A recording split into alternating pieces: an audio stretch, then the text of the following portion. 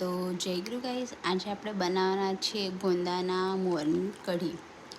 તો સૌથી પહેલાં આપણે ગુંદીથી મોર લઈ આવવાનો છે। પછી મોરને મસ્ત ક્લીન કરી ધોઈને ઝીણો ઝીણો કાપી લેવાનો છે।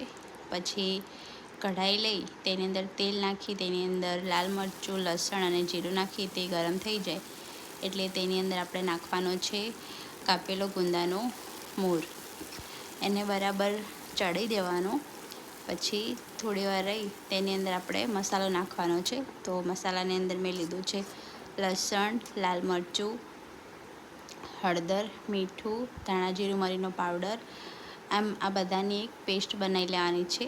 તો બધો મસાલો મિક્સ કરી તેની અંદર મોર રંધાઈ જાય એટલે તેની અંદર નાખી દેવાનો આપણે। પછી તેને બી આપણે મસાલાને બરાબર પકવી લેવાનો છે।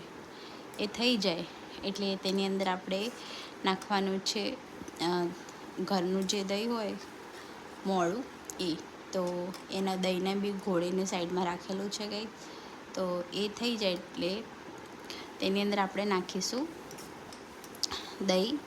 તો ફટાફટ આપણે દહીં ઘોળી અને નાખી દઈએ। તો જો આવી રીતે નાખી દીધું છે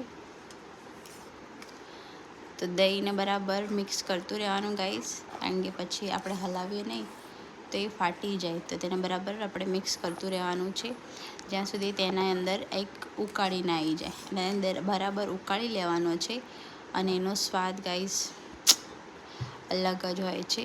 આ એકદમ દેશી જુગાડું ખાવાનું છે।